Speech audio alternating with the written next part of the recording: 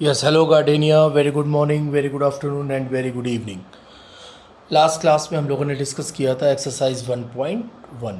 ठीक है, फिर मैं आपसे बोला था कि जब नेक्स्ट क्लास में आएंगे हम लोग तब हम लोग एम्प्टी सेट डिस्कस करेंगे। फाइनाइट एंड इनफाइनाइट सेट हो गया आपका, और इक्वल सेट्स हो गए। फिर उसके बाद आपकी एक्सरसाइज 1.2, ये सब हम लोग आज डिस्कस करेंगे। ठीक है, तो सबसे पहले एम्प्टी सेट। एम्प्टी सेट क्या है? जैसा कि नाम से ही पता है कि एम्प्टी, एम्प्टी मतलब खाली। एम्प्टी सेट का मतलब क्या हो गया? खाली। मतलब कि एक ऐसा सेट कि उसमें कुछ भी नहीं है। सपोज़ कि ये लिखा हुआ है आपके सामने ए, ठीक है, एक सेट है, ये आपके सामने लिखा हुआ है ऐसे ब्लैंक। तो इस सेट को हम लोग क्या पढ़ते हैं? Empty set. ठीक है, इसको रिप्रेजेंट करने का ये तरीका है। ठीक है, अगर आपसे किसी ने कहा कि ये लिखा हुआ है b=5, तो ये भी आपका एम्प्टी सेट को रिप्रेजेंट करने का एक तरीका है। Empty set, null set, void set, ठीक है, ये तीनों ही एक दूसरे के पर्यायवाची हैं, तीनों ही एक दूसरे के सिनोनिम्स हैं। तो अब जैसे इसको भी हम लोग कैसे लिख सकते हैं? a=b, क्या ये दोनों सेट इक्वल है? यस, बिल्कुल इक्वल है, क्योंकि ये दोनों ही सेट क्या है? एम्प्टी। ठीक है, सपोज़ कि अब आपके सामने एक ऐसे लिखा हुआ है, ये ऐसे लिखा है 0, क्या ये एम्प्टी सेट है? नहीं, ये बिल्कुल भी एम्प्टी सेट नहीं है, क्योंकि इसके अंदर एक एलिमेंट लिखा हुआ है, वो 0 है, वो एक एलिमेंट है। ठीक है, तो ये आपका एम्प्टी सेट नहीं है। क्लियर? अब देखिए, अब हम लोग और एग्जाम्पल देखते हैं जो आपके एनसीईआरटी में ही है। सपोज़ कि एक एग्जाम्पल लिखा हुआ है a bracket x such that x का मतलब क्या हो गया? The set of all x। सब आपको पता है लास्ट क्लास में, the set of all x such that का मतलब क्या हो गया? इस प्रकार 1 then x is less than 2 and x is a natural number। x is a natural number। ठीक है, x is a natural number।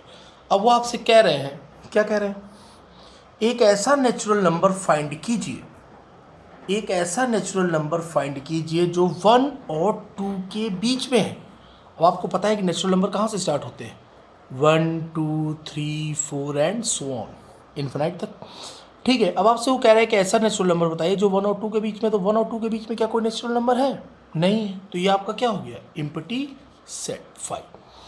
ठीक है, अब आपसे एक और एग्जांपल दिया है इन्होंने, b आप लिखा हुआ है x such that x² -2 = 0 and x is a rational number. x is a rational number. बहुत समझ के पढ़िए, हर एक बच्चा इंपॉर्टेंट है, हर एक बच्चे की समझ में आना चाहिए। जिनको आता है वो भी देखे, जिनको नहीं आता बहुत गौर से देखे।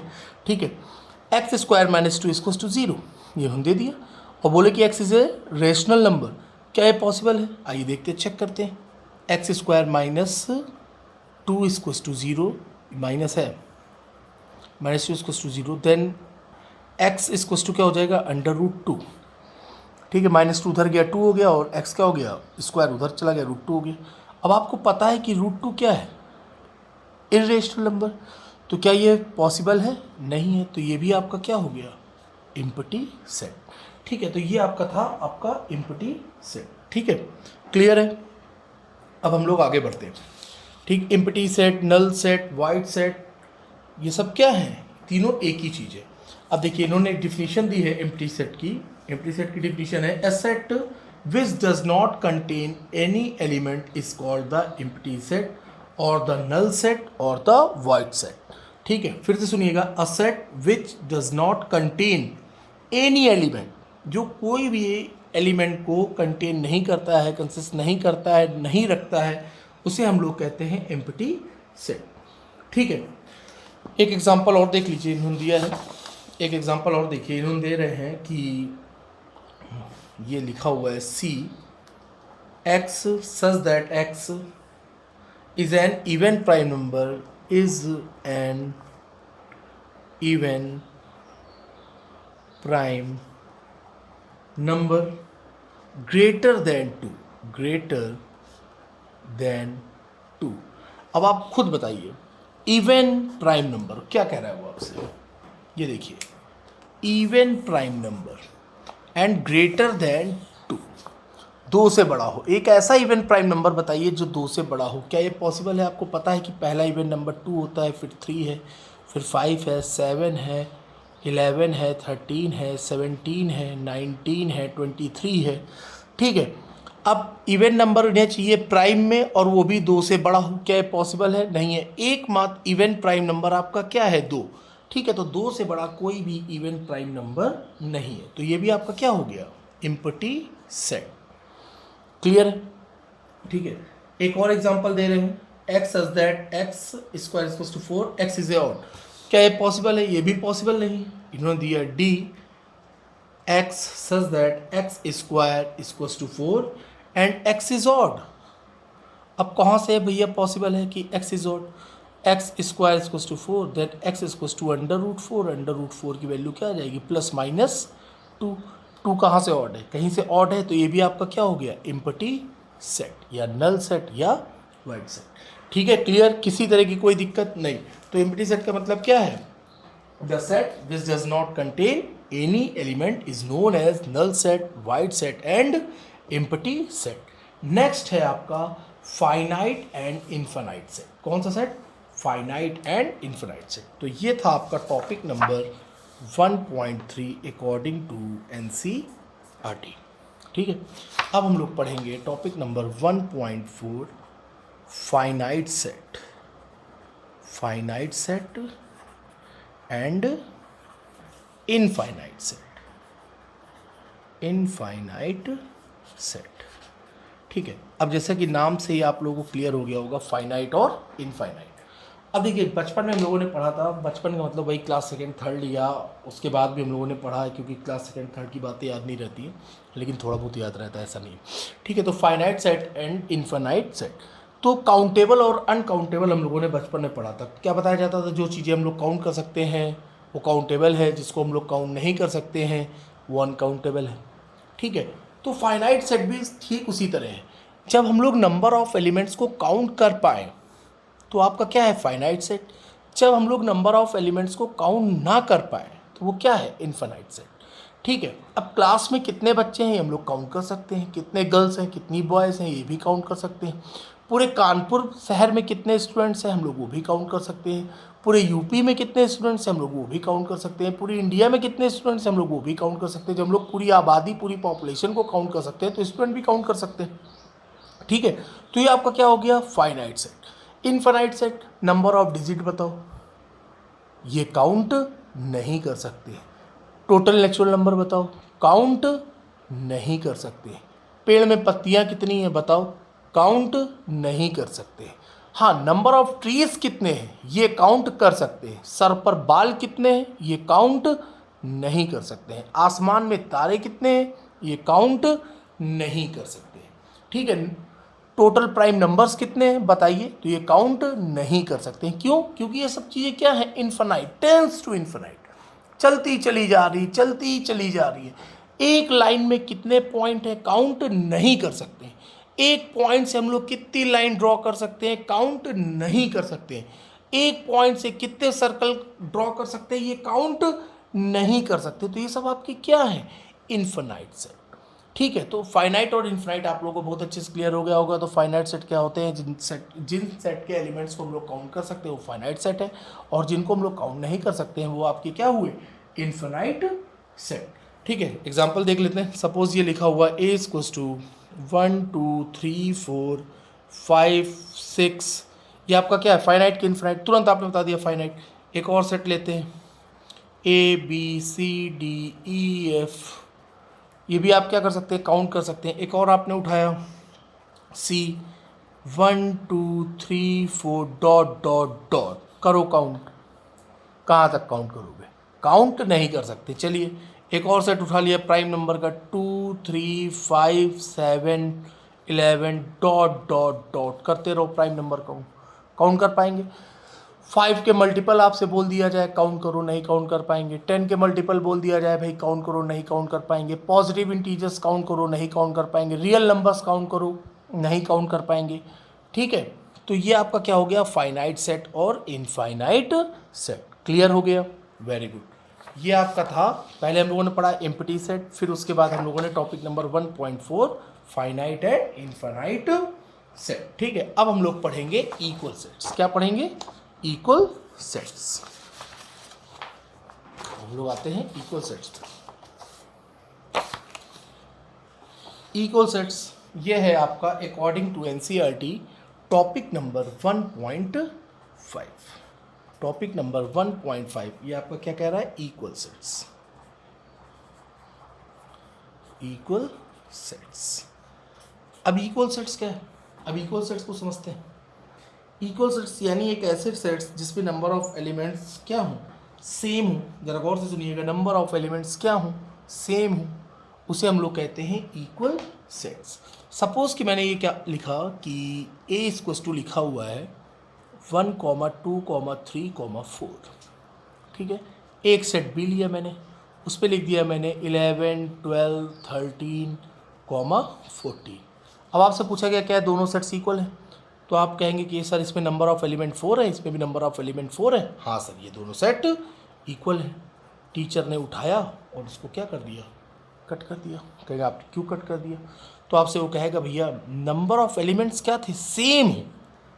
ठीक है, यहाँ पर नंबर ऑफ एलिमेंट्स 4 है, यहाँ पर नंबर ऑफ एलिमेंट 4 है, ठीक है, लेकिन यहाँ पर इनमें नंबर ऑफ एलिमेंट्स दोनों में सेम नहीं है। यहाँ पे 1, 2, 3, 4 है, यहाँ पर 11, 12, 13, 14 है। यहाँ पर भी आपका 1, 2, 3, 4 होना चाहिए था, चाहे वो किसी भी सीक्वेंस में हो, वो मैटर नहीं करता। ये देखिए, सपोज मैंने लिखा a इक्वल्स टू 2, 4, 5, 7, इस तरह। अगला सेट है, ये लिखा हुआ है 5, 7, 4, 2। क्या ये दोनों सेट इक्वल है? हाँ, तो ये दोनों सेट आपके क्या है, इक्वल है। देखिए इसमें भी नंबर ऑफ एलिमेंट 4 है। ठीक है, हाँ ठीक है, बहुत अच्छी बात है। अब यहाँ पर देखिए, यहाँ पर 5, यहाँ पर 5, ये 4, ये 4, ये 7, ये 7, ये 2, ये 2, तो नंबर ऑफ एलिमेंट दोनों में क्या है, सेम है। तो ये सेट दोनों आपके क्या हो गए, इक्वल हो गए, a इक्वल्स टू b। इसे हम लोग कहते हैं इक्वल सेट्स। ठीक है, सपोज कि एक एग्जांपल लेता हूं मैं। ये लिखा हुआ है a इक्वल्स टू 1, 3, 3, 5, 5, 7, 2। ठीक है, और एक मैंने लिया सेट b, लिखा है 1, 3, 5, 7, 2। 1, 3, 5, 7, 2। अब आपसे किसी ने पूछा क्या है दोनों सेट इक्वल है, अब आप कहेंगे नहीं इक्वल है।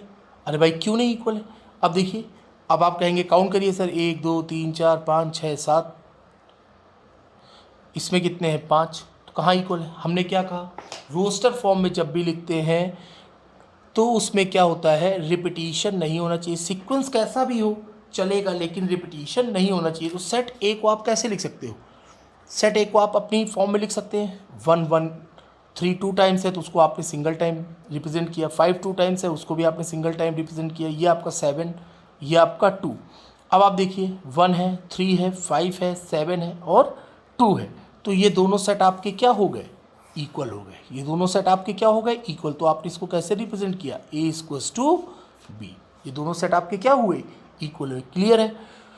ठीक है, तो ये यहाँ पर आपने उसको चेंज कर लिया अपनी रोस्टर फॉर्म से कि रिपीटिशन नॉट अलाउड, उसको आपने चेंज किया, तो ये दोनों सेट आपके क्या हो गए, इक्वल हो गए। ठीक है, इक्वल सेट्स के हम लोग और भी एक एग्जांपल देखते हैं, आपकी बुक में दिए हुए हैं इक्वल सेट्स के एग्जांपल।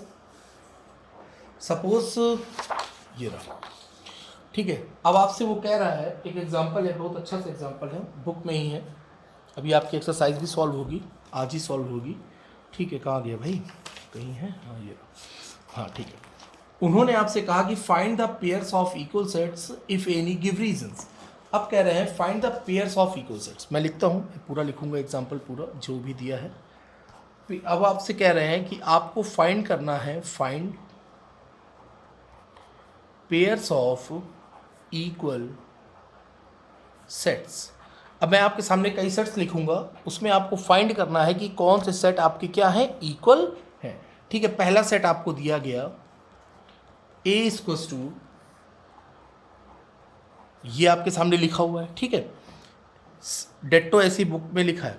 ठीक है, b आपको दिया गया x such that x is greater than 15 and x is less than 5 है, ये लिखा है, हाँ ये लिखा है, x इज लेस देन 5। ठीक है, अब तीसरा सेट है आपका, तीसरा जो गिवन है c equals to x such that x minus 5 equals to 0, ठीक है, नो प्रॉब्लम।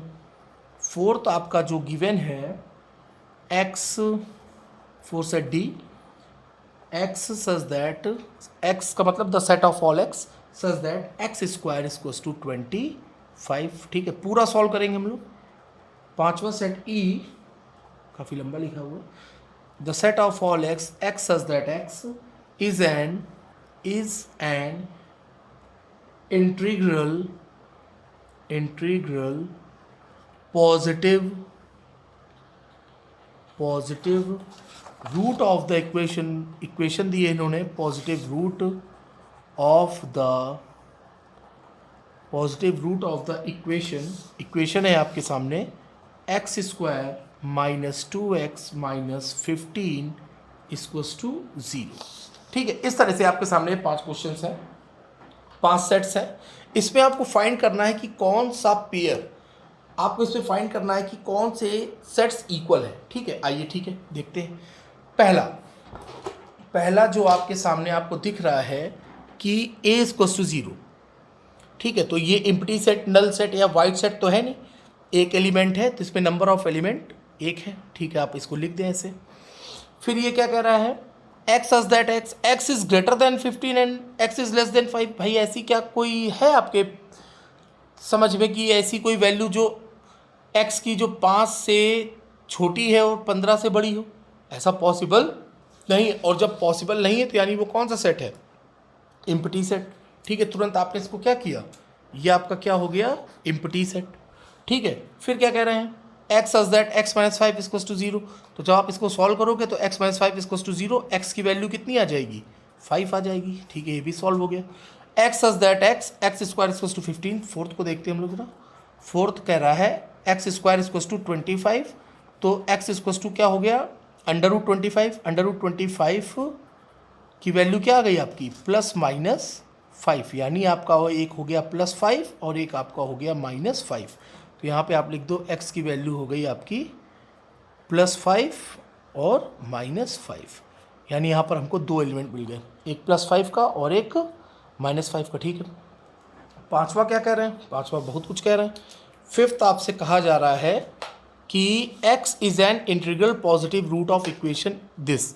तो आइए इस इक्वेशन को सॉल्व करा जाए, x square minus 2x minus 15 equals to 0, 15 1 15, 5 3 15, x square minus 5x, 5 3 15 plus 3x minus 15 equals to 0। तो ये आपका हो गया, x लिया कॉमन, x माइनस 5 एकदम सही, प्लस 3 लिया कॉमन, x माइनस 5 एकदम सही, इक्वल्स टू 0, x माइनस 5 हो गया आपका ये कॉमन, ये हो गया आपका x प्लस 3 इक्वल्स टू 0। तो आपकी 2 वैल्यू आ गई, एक आ गई x की वैल्यू 5 और एक आ गई x की वैल्यू -3, ठीक है। लेकिन देखिए उसने कंडीशन क्या बताई आपसे, x इज एन, क्या कंडीशन बता रहा है भाई, जरा गौर से देखिएगा, x is an integral positive root. हमें कौन सा रूट लेना है यहाँ पे, केवल पॉजिटिव लेना है, यानी -3 को नहीं लेना है केवल, और केवल क्या लेना है, पॉजिटिव रूट। -3 को नहीं लेना है, केवल पॉजिटिव रूट यानी 5 को लेना है, ठीक है। तो इसका जो आपका सोल्यूशन आएगा, इसकी वैल्यू आ गई आपकी 5, क्या आ गई 5। अब देखिए जरा कौन सा सेट पेयर बना रहा है, ठीक है। अब जरा गौर से देखिएगा, a किसी के साथ सेट बना रहा है, एक ये 0 है, क्या किसी और में 0 है, नहीं है, यानी a किसी के साथ भी कोई सेट नहीं बना रहा है, ठीक है। b देखो, b इम्प्टी सेट है, क्या और कोई इम्प्टी सेट है, नहीं है, यानी b भी किसी के साथ कोई पेयर नहीं बना रहा है।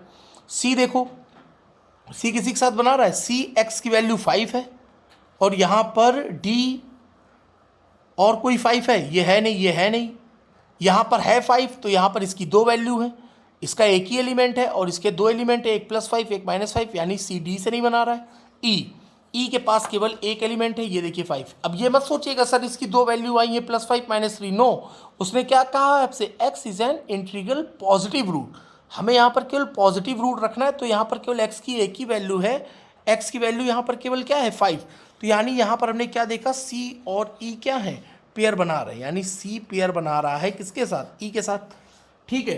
अब आइए c का काम हो गया, d पे देखिए, d की 2 है एलिमेंट्स, +5 -5, कोई और ऐसा है, तो ये था, तो इसके साथ दूसरा एलिमेंट नहीं है, ठीक है, तो ये भी नहीं बना रहा है। ई को आपने देख लिया किसके साथ पेयर बना रहा है, सी के साथ। तो केवल और केवल आपका यहाँ पर क्या हो रहा है, वन पेयर जनरेट हो रहा है, सी इक्वल्स टू ई। तो इस तरह के क्वेश्चन आपके आते हैं। ठीक है, तो ये भी आपका पेयर नहीं बना रहा था, तो सी और ई आपके क्या है, पेयर बना रहे हैं। इसी के साथ ये जो आपका इंट्रोडक्शन पार्ट था, the empty set, null set, ये देखिए the empty set, null set, void set. ठीक है, फिर उसके बाद आपने पढ़ा finite set and infinite set, फिर उसके बाद आपने पढ़ा अभी इक्वल सेट्स। ठीक है, ये था आपका introduction part of empty set, equal set and finite and infinite set. ठीक है, इसके बाद हम लोग स्टार्ट करेंगे एक्सरसाइज 1.2। ठीक है, ओके, मिलते हैं फिर हम लोग थोड़ी देर के बाद।